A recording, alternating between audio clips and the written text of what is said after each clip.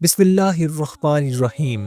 ناظرین محترم، نماز میں اللہ تعالیٰ کا سب سے محبوب اور پسندیدہ عمل سجدہ ہے، جس میں انسان اپنے رب ذوالجلال کے آگے عاجزی اور انکساری کی آخری حد کو چھوتا ہے اور اپنا سب کچھ اللہ کے آگے جھکا دیتا ہے کہ وہی رب ہے، وہی مالک ہے، وہی خالق ہے، اور مخلوق کا حق یہی ہے کہ وہ اپنے رب کے حضور بار بار سجدہ ریز ہو کر اس کی قربت حاصل کرے، جیسا کہ اللہ سبحانہ وتعالیٰ قرآن پاک کی سورہ علق کی آیت نمبر 19 میں خود ارشاد فرماتا ہے، اور سجدہ کرو اور اپنے رب کے قریب ہو جاؤ۔ ناظرین محترم، آج کی ویڈیو کا موضوع انتہائی دلچسپ اور اہم ہے کہ شیعہ مسلمان نماز میں سجدہ مٹی کے ٹکڑے پر کیوں کرتے ہیں۔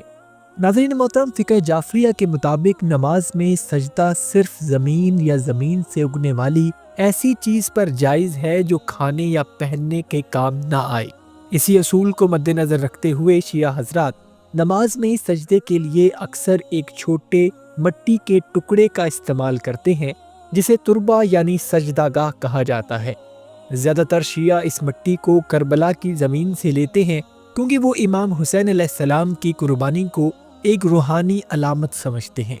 لیکن یاد رہے، اس پر سجدہ کرنا کربلا کی عبادت ہرگز نہیں ہے، بلکہ یہ زمین کی ایک مقدس یادگار ہے جو صرف اللہ کی عبادت میں استعمال ہوتی ہے۔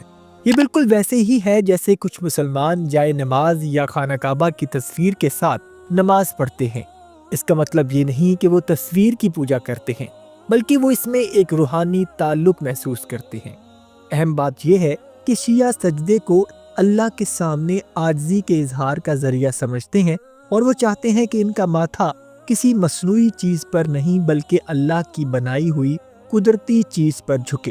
اس لیے وہ سجدے کے لیے ماربل، قالین یا پلاسٹک جیسی چیزوں پر سجدے کو ترجیح نہیں دیتے، اور نماز میں سجدہ کرنے کے لیے ایک مٹی کے ٹکڑے کا استعمال کرتے ہیں تاکہ ان کی عقیدت کو تقویت مل سکے۔ ناظرین محترم، اختلاف رائے ہونا کوئی بری بات نہیں، لیکن ہمیں چاہیے کہ ہم ایک دوسرے کو سمجھیں اور فرقہ واریت کی بجائے علم، محبت اور اتحاد کو فروغ دیں۔